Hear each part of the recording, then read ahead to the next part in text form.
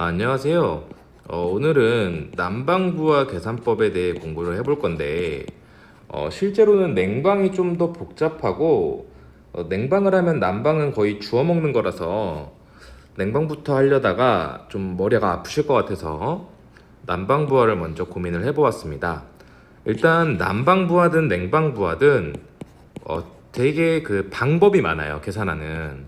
근데 우리가 실제로 다 쓰고 있는 건 최대 열부화법이라는 걸 사용하고 있고, 쉽게 생각하면 우리가 뭐 0시부터 24시까지 이 중에서 가장 열을 많이 쓰는 양이 있을 거 아니에요. 피크치라 그러죠. 우리가 결국 이 피크치를 가지고 이 용량을 계산하는 건데, 이 문제가 뭐냐면, 예를 들어서 어떤 건물이 이렇게 평면이 있을 때 6개의 실이 있다고 해볼게요.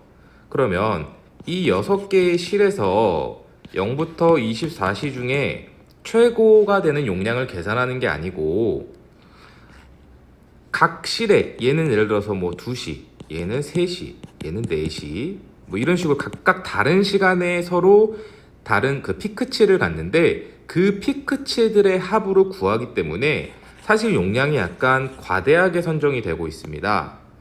머리가 좀 아프실 수 있는데, 일단 결론부터 말씀드리자면, 우리가 최대 열부화법이라는 건 열원 설비, 이때 열원 설비라는 건 뭐 냉동기든 보일러든 열의 이제 발생지가 되는 열원 설비의 용량을 선정하는 방법입니다. 최근도 아니고 벌써 좀 됐죠. 대한설비공학회에서 그 배포라고 하긴 그러네, 판매하는 RTS 프로그램을 많이 사용하고 있는데, 결국 우리가 RTS 프로그램으로 계산을 하든 일반 최대 열부화법으로 계산을 하든 계산의 요소는 같기 때문에, 옛날에 우리가 이제 다 그 엑셀 같은 수기로 많이 했기 때문에 예전 걸로 한번 공부를 해보겠습니다. 난방부화라고 하면, 쉽게 말하면 우리가 이제 겨울에 난방을 하잖아요. 즉 우리가 필요로 하는 열이 있는데, 그 열을 자꾸 받기 추워서 뺏기니까 우리가 결국 이거를 손실 열량, 열이 손실되는 양이다, 우리는 그만큼 열이라는 걸 보충을 해줘서 우리가 원하는 최적한 쾌적 온도를 유지해야 된다는 게 난방 부하가 됩니다. 사실 원래 공조를 하고 싶었는데 부하를 모르면 이 얘기가 안 돼서 얘를 먼저 하게 되었습니다. 우리 공조기를 간단하게 그려보고 어떤 이렇게 실이 있다고 해볼게요. 그러면 이 실에 우리가 이렇게 급기를 할 거고, 또 이렇게 됐네요. 원래 이렇게 해서 버리는데 배기를 할 거예요. 그리고 이제 우리가 환기를 위해 외기를 들여오겠죠. 지금 이 공조기인데 얘가 지금 코일이거든요. 그러면 우리가 보일러가 여기 있을 거고, 보일러가 나와서 가습도 할 거고, 코일을 뜨거운 물이 들어가서 난방을 한 다음에 식어서 펌프를 거쳐서 보일러로 오기도 할 거예요. 그럼 우리가 여기서 알 수 있는 게 뭐냐? 우리가 거주하는 게 이 실내라는 거죠. 그럼 여기를 우리가 1번이라고 두고, 여기서 발생하는 열 손실을 실내 부하라고 합니다. 그리고 공조기가 집 옆에 있는 게 아니니까 가는 길에 발생하는 걸 우리가 얘를 2번, 3번이라고 하죠. 손실 부하라고 하고, 열 손실이 되는 거죠, 가는 중에. 그래서 우리 이거 단열하잖아요. 그렇게 되는 거고, 또 환기를 위해서 우리가 외기 부하라는 게 필요하게 돼요. 우리가 아무리 따뜻하고 쾌적 습도도 좋아도 산소 농도가 떨어지면 사람이 숨을 못 쉬니까 결국 공기를 일정 부분 교체를 해줘야 된다는 거죠. 뭐 공조기에선 일반적으로 뭐 전체 풍량의 30% 정도 우리가 환기를 하죠. 그러면 먼저 공부해 볼 건 실내 부하가 됩니다. 사실 실내 부하가 거의 전부지, 나머지는 계산하기 어렵지는 않아요. 그래서 살펴보면 먼저 개념을 익혀볼게요. 우리가 단면도를 간단히 그려보면, 건축도면 되게 오랜만에 그려보는데, 이거 콘크리트고, 뭐 사람이 이렇게 있겠죠. 여기 창문이 있을 거고, 요런 집이 있다고 해볼게요. 그럼 우리가 겨울이니까 밖에를 영하 10도로 두고 실내를 20도로 볼게요. 겨울에 20도로 보통 목표로 난방을 많이 하기 때문에 20도 추워 죽겠는데 일단 그렇다고 합니다. 자, 안에가 따뜻하니까 우리는 항상 아셔야 되는 게, 열은 온도가 높은 곳에서 낮은 곳으로 열은 항상 이동합니다. 이거 너무 당연한 거죠. 절대 우리가 외부의 힘 없이 낮은 곳에서 높은 곳으로 이동할 수가 없어요. 공부하는 김에 압력이 높은 곳에서 낮은 곳으로 유체가 이동합니다. 이거 기억해 주시고, 이건 그냥 쓴 거고. 그러면 우리가 실내가 20도고 실외가 영하 10도니까 이제 이 우리 실내에서 이 천정을 통해서 열이 이동할 거예요. 천정. 그리고 바닥을 통해서도 열이 이동할 거고요. 그리고 창문 이 유리를 통해서도, 또 지금 제가 잘 못 그렸지만 이 벽을 통해서도, 벽이나 유리, 창이죠, 창. 통해서 열이 손실할 거예요. 너무 당연한 거죠. 왜냐면 온도 차이가 나니까. 물론 윗집의 온도가 똑같다면 천정으로는 없겠죠. 꼭대기층이라고 생각을 해주시고, 이렇게. 그리고 또 차이가 있는 게, 우리가 이 창문은 완전한 기밀이 어렵기 때문에 이 틈새 등으로 바람이 들어와요. 그래서 물론 창문이 열관률이 낮아서도 있지만 이 틈새로도 그 바람 많이 불면 특히 바람이 들어오죠. 그게 우리가 이제 침기라 그러는데, 침기열이라고 해보겠습니다. 외기에 의한 열이에요. 우리가 의도치 않게 그 침입되는 열량인 거죠. 그러면 사실 원래 이걸 제가 순서대로 하려면 기초부터 해야 되는데, 나중에 위에다가 제가 링크를 하나 해드리고 영상을 올리게 되면 우리가 하나만 숙지를 하고 가셔야 돼요. 구조체를 통한 열 관류량이라는 게 있어요. 말이 어려운데, 열 관류량이라는 게 뭐냐, 우리가 이렇게 벽이 있고 이쪽 A 공기 있고 이쪽 B 공기 있을 때 B가 뜨거우면 이렇게 열이 이동할 거 아니에요. 이때 열이 얼마나 이동합니까? 라는 게 그때의 양을 우리가 열 관류량이라 그래요. 벽체가 여러 개가 될 수도 있을 거고, 이걸 제가 다 설명하면 너무 길어서 우리가 그 이동하는 열량을 Q라고 두면, 현열이니까 QS, K, A, 그리고 온도가 높은 곳에서 낮은 곳으로 이동을 하게 됩니다. 이게 이제 우리가 얘가 열 이동량이고, 원래 이동 열량이라고도 하고 열 관류량이라고도 해요. 얘가 열 관료율, 또 A가 그 열이 이동하는 면적이요. 그리고 얘가 고온, 저온.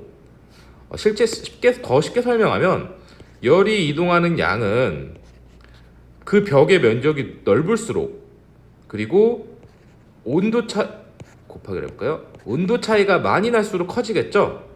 그리고 새어나가는 총 양은 시간이 오래 새어나갈수록 많이 나갈 거예요. 근데 우리가 얘를 그냥 QS라고 적지만, 이 QS의 단위는 쉽게 와트 퍼 세크고, 얘는 그냥 와트 퍼 세크가 아니죠, 와트고, 얘는 그냥 줄이에요. 와트가 원래 이제 줄 퍼 세커가 돼서 얘는 초당 새어나가는 양이고, 얘는 총 새어나간 양이거든요. 근데 우리가 이제 시간당 손실을 봐야 되니까 얘를 지우고 원래 여기다 도트를 찍어서 얘가 단위가 와트가 된 거죠. 얘네가 비례하지만 벽 등의 특성에 의해서 또는 조건에 의해서 얼마나 열이 나가는지 모르니까 우리가 얘를 는으로 바꾸고 여기다 비례상수 K를 곱해줘서 얘를 열 관류량이라고 부르는 거죠. 관류율이요. 그냥 간단하게 이 씩만큼 열이 이동한다 생각해 주시면 돼요. 이 정도 이해하시면 일단 보시는 데에 크게 지장이 없습니다. 그러면 다시 돌아와서 우리가 이 실내 부하부터 어떻게 구하는지 볼 거예요. 그러면 1번 실내 부하. 그럼 이제 위 그림 보면서 하면 더 편하니까 이 그림을 기준으로 시작이 될 거예요. 우리는 건물을 지으면 외벽의 그러니까 외기라 그러죠. 우리가 예를 들어서 여기가 밑에가 땅이라면 얘는 직접 면한 게 아니고 땅에 면한 거고, 여기 만약에 요 내부에 벽이 있다면 얘는 외기에 면한 벽이 아니죠. 우리 방벽 말하는 거예요. 방이랑 거실이랑 구분하는. 근데 이 외벽이라는 건 외기랑 직접 면했잖아요. 그래서 우리가 외벽이 있고 또는 직접 면한 지붕, 그리고 유리창, 창문이죠. 대신 여기는 모든 지붕과 유리창이, 지붕은 사실 아니긴 한데 외기에 직접 면한 애들만 말을 합니다. 예를 들어서 복도식의 샤시가 있고 그 세대와 그 복도와 연결된 창문은 직접은 아니겠죠. 그리고 또 우리가 방문이라던가 바닥은 이제 땅이랑 면한 걸 지금 얘기하는 거고, 만약에 이게 피로티 같이 허공에 떠 있는 거라면 이 바닥도 외기 직접에 포함이 되겠죠. 그리고 이제 내벽으로 이제 구분해서 우리가 계산을 할 수 있는데, 우리가 이제 벽을 통해서 이동하는 건 열의 양만 있어요. 우리가 현열은 쉽게 말하면 온도에 의해 이동하는 양이고, 자멸은 수증기도 통과해서 물론 벽도 통과는 하지만 직접 공기가 가지고 온 물의 양을 우리가 자멸이라고 하는 거죠. 그리고 조금 이해가 어려우실 수 있는데 하나씩 봐보면, 외벽이나 지붕, 유리창 등을 통과하는 열량은 아까 우리가 계산했었죠. KA TH-TI였는데 얘는 그냥 온도 차이라고 적을 수도 있고, 또는 높은 온도에서 이거 아니고 L이죠. 낮은 온도로 이동한 거니까 실내가 온도가 높으니까 난방 중엔 실내에서 실외 온도를 빼준 것도 같은 말이죠. 그래서 좀 지우고 실내에서 실외의 온도 차이 일단 이렇게 쓸게요. 그러면 문이랑 바닥 벽도 결국 이게 외벽이랑 면했다면, 또는 뭐 어떠한 공간이나 면했다면 얘 그냥 델타 T라고 쓸 수 있을 거예요. 실외가 될 수도 있고 뭐 다른 곳과의 온도차가 될 수도 있으니까요. 근데 이제 얘와 얘의 차이가 뭐냐? 외기는 여기에 방위계수라는 게 있어요.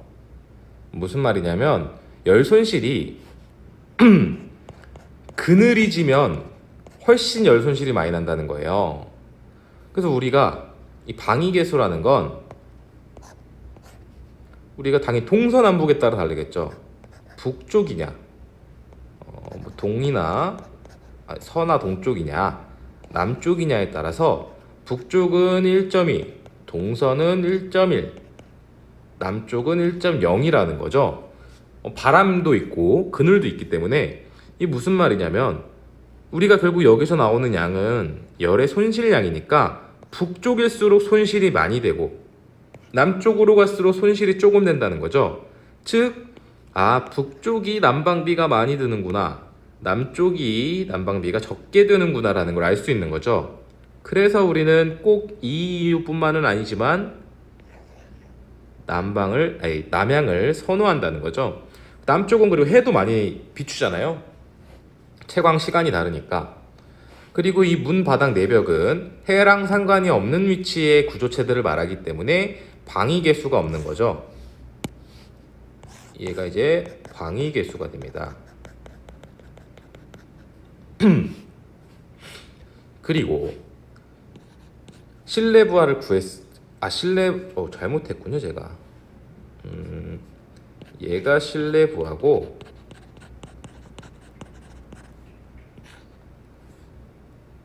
얘가 벽체 손실열이에요. 구조체 손실열이라고 적으셔도 되고, 이제 그 다음에 실내 부하 중에 정리를 좀 할게요.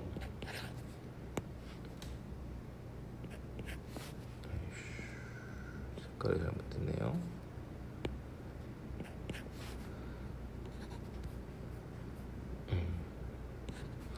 침입 외기열이 있어요. 침기, 아까 제가 여기 침기열이라고 했잖아요. 침기라고 많이 말하는데, 침입 외기열은 우리가 원하지 않는데 들어오는 외기의 그 바람량을 말해요. 외기량인 거죠. 우리가 이걸 침기량이라고도 하고, 좀 설비를 해보신 분들은 아시겠지만 극간풍이라고도 많이 부르죠.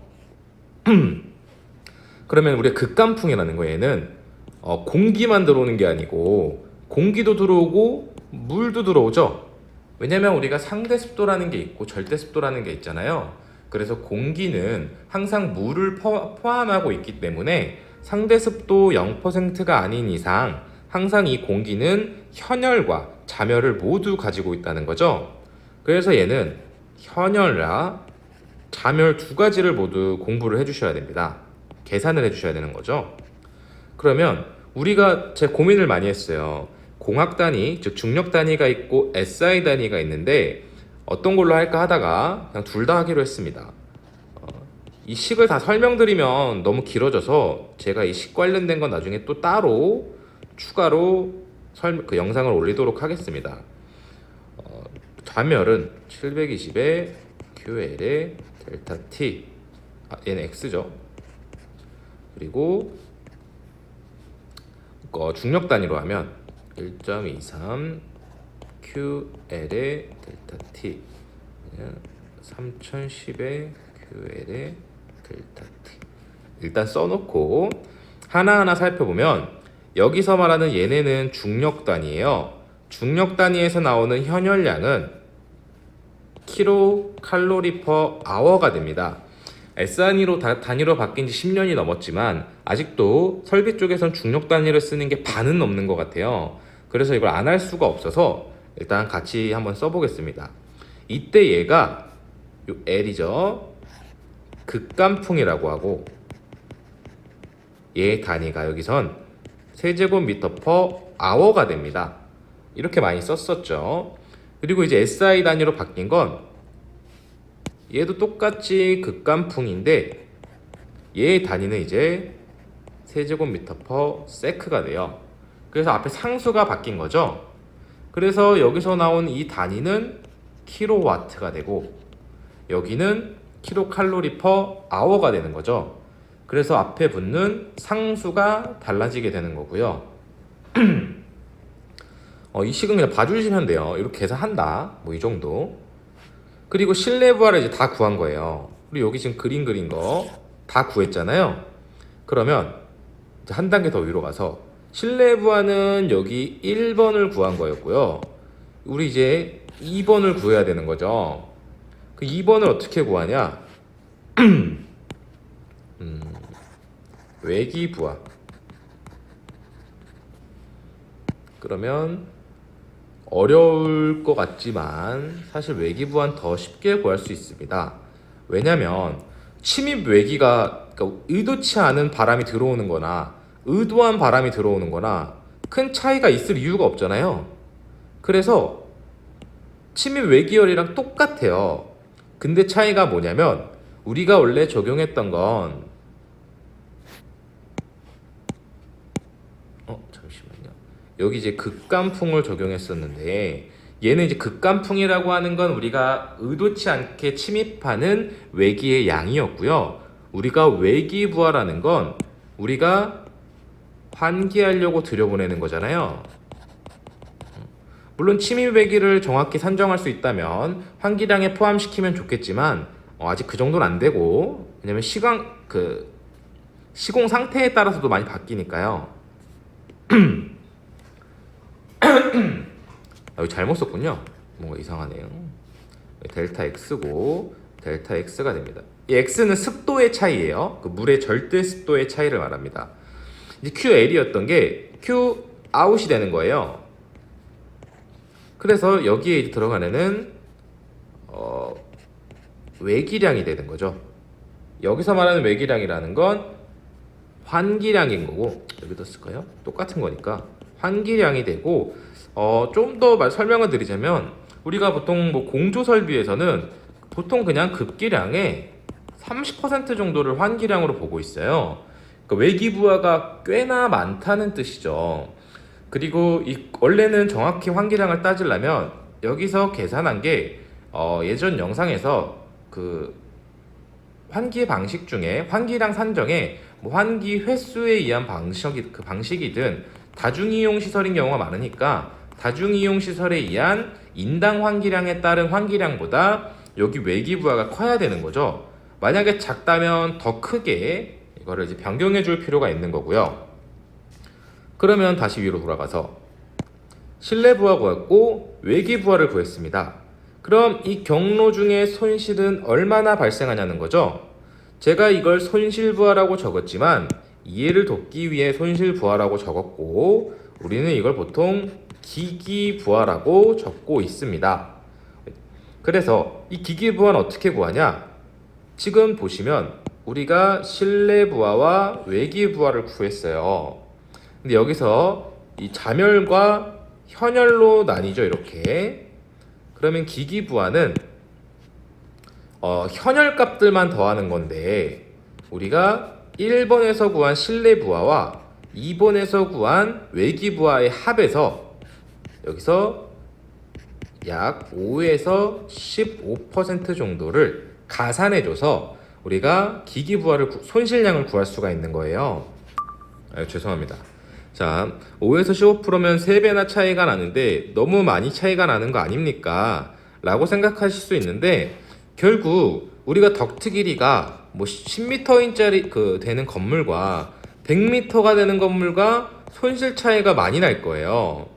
그리고 여기서 제가 아직 대류 영상을 못 올렸는데, 우리가 여기서 이동하면서 발생하는 열의 손실량은 여기 속도가 빠를수록 손실량도 기하급수적으로 늘어나게 됩니다. 즉 저속 덕트냐 고속 덕트냐에 따라서도 열 손실량이 바뀐다는 거죠. 그래서 이제 그런 걸 감안해서 설계자의 의도에 따라서 5에서 15% 정도로 계산을 해주시면 됩니다. 자, 그럼 요 1, 2, 3을 다 합친 게 결국 우리가 말하는 난방부하가 되는 건데, 난방부하를 구한 거죠. 그럼 난방부하가 보일러 용량이냐, 이렇게 생각하실 수 있지만 일단 아닙니다. 이제 보일러 용량까지는 같이 해야겠죠. 그러면 우리가 정리를 한번 해볼게요. 우리가 난방부하가 뭐였냐? 난방부하가 우리가 가열할 때 가열기, 뭐 가열 코일이죠. 코일 용량이 있고요. 얘는 보통 현열만 있는 거고, 여기서 이제 우리가 가습기 용량이 있을 거예요. 가습기 용량이 결국 우리가 자멸의 용량이 되는 거죠. 여기 위에 제가 이렇게 그렸지만 여기 가습기도 있고 코일도 있잖아요. 혹시 못 보셨을까봐 여기요. 그런데 얘가 보일러 용량이 아니라는 거죠. 왜냐? 이게 보일러 용량이 비슷하게 될 수도 있기는 해요. 우리가 첫 번째를 정리를 해보면, 우리가 이 가열 코일과 가습기 용량을 합쳐서 난방부하라고 했잖아요. 난방부하랑 급탕 급기 부하, 왜 급기라고 붙이는지 뭐 예상되는 건 있는데 정확하지 않아서, 자 여기 보시면요, 요거 여기서 일단 안 봐도 되겠네요. 자, 난방부하 우리 급탕도 쓰잖아요. 특히 가정용 같은 경우에. 그래서 우리가 급탕 용량도 있고 난방부하도 있기 때문에, 사실 여기 급탕은 그런 급탕도 뜻도 있고, 보일러에 물을 끓여야 되는 옛날엔 증기 보일러 썼으니까 그 끓이는 열량도 급탕 부하라고도 하긴 했습니다. 그래서 여기서 나오는 이 두 가지의 합을 우리가 정미 출력이라 그래요. 자, 이거 일단 기억해 주시고, 사실 여기서 지금 우리가 난방 부하만 했지만 결국 우리가 색깔 좀 바꿔가면 쓸까요? 급탕이 들어간다면 급탕 부하도 써야 될 거 아니에요. 즉 여기는 부하 계산한 것들의 합이 되는 거고요. 우리가 방금 이제 계산한 거죠. 또 2번, 방금 1번에 우리가 배관과 펌프의 부하를 더해줘야 돼요. 이건 무슨 말이냐? 자, 우리가 처음 그림에서 여기 지금 덕트의 부하는 아까 더해줬잖아요. 손실 부하로서, 기기 부하로서. 근데 보일러는 얘잖아요. 그러면 여기 지금 배관이 다 식어 있잖아요. 그리고 또 요 펌프도 돌아야 되고 식어 있고. 그래서 얘네를 이제 데피는 용도의 열량을 우리는 상용 출력이라 그러고, 여기 더하기 이거예요. 상용 출력. 얘는 이제 우리가 돌 때 계속 그런 부하가 되니까 이 배관과 펌프 중에서 데핀다는 게 계속 이동 동작을 하고 있으면 주변 온도가 낮으니까 계속 글로 열이 방출될 거 아니에요. 그래서 배관과 펌프 경로상에도 열이 손실된다고 해서 배관 펌프 부하라고 하는 거고, 얘는 결국 우리가 연료비를 계산할 때의 기준이 됩니다. 상용 출력. 상용, 평상시에 동작할 때 드는 용량이다. 이해되시죠? 정밀이 아니고 정미 출력입니다. 말하면서 쓰다 보니까. 그리고 이제 3번 안 봐도 2번에서 더하기 예열 부하가 있어요. 아니 방금 예열한 거 아니냐 생각하실 수 있지만 얘는 결국 보일러에 대한 예열입니다. 자, 다시 돌아와서 방금 상용 출력에서 말하는 배관과 펌프 부하라는 건 여기 계속 물이 순환하다 보면 열이 이렇게 방출될 거니까 그것을 보정해 준 거고, 보일러를 가동하면 얘가 지금 엄청 식어 있으니까 이 용량을 더 데피려면 예열이 필요하다는 거죠. 사실 뭐 없어도 엄청난 문제가 있는 건 아닌데, 실질적으로 우리가 보일러를 켰을 때 뭐 예를 들어서 몇 분 이내엔 따뜻해져야지 1시간 있다 따뜻한 바람을 나오면 안 되잖아요. 그래서 우리가 이때 예열 부하까지 고려한 용량을 정격 출력이라고 합니다. 얘가 뭐냐? 우리가 결국 산정하는 보일러 용량은 정격 출력이 되는 거예요. 그래서 우리가 계산서 또는 장비란표에 나와 있는 애들은 다 정격 출력이 되는 거고, 상용 출력, 연료비 계산할 때 이건 이제 뭐 우리 에코가 아니고 에스코죠. 갑자기 용어가 헷갈려서. 정미 출력은 우리가 계산한 것들의 합이 되는 거죠. 자, 총 요약을 하면서 조금 더 공부를 해보겠습니다. 우리는 결국 최대 열부하법을 기초로 열원 설비의 용량을 산정하고 있는데, 최근에는 RTS라는 프로그램을 많이 사용하고 있으나 기본 요소는 같기 때문에 최대 열부하법에 대해서 공부를 해보겠습니다.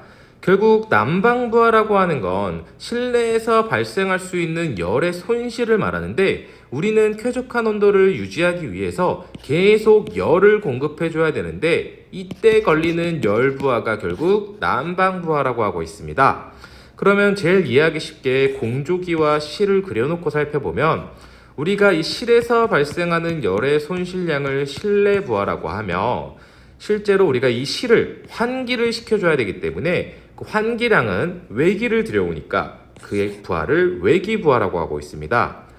또한 우리가 공조기에서 또는 보일러 등에서 실내로 열을 이동시킬 때 이 덕트 경로 중에서 발생하는 손실을 우리가 기기 부하라고 하고 있으며, 제가 이해를 돕기 위해서 손실 부하라고 기재를 하였습니다.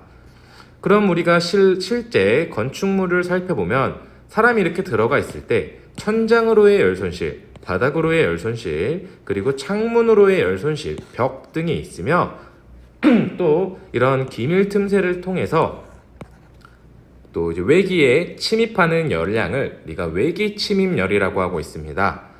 이때 항상 주의해야 될 점은 열의 이동은 온도가 높은 곳에서 낮은 곳으로 이동을 하며 구조체를 통한 열 관류량, 즉 어떤 구조체를 사이에 둔 양유체 간의 열의 이동은 우리가 열 관류율, 면적, 온도 차이의 비례함을 알 수 있습니다. 그러면 먼저 요 위의 그림에서 요 실내 부하를 살펴보게 되면 실내에서 발생하는 벽체 손실열, 즉 구조체 손실열을 말하는데 이때 외기의 직접 면합권과 간접 또는 면하지 않은 애들로 이제 구분을 이렇게 하고 있는데 외기에 직접 면한 애들은 똑같은 열량의 이건 벽을 통한 열의 이동이니까 현열만 있는 거고 근데 이제 외기에 직접 면했을 땐 우리가 태양의 개수에 따라서 우리 방위 개수라는 거를 설정을 하게 있고 당연히 남양의 숫자가 작음으로 인해서 열 손실이 적게 되고 북쪽이 해도 안 들고 그늘도 많이 지고 하니까 우리가 열 손실이 커지게 되는 것입니다.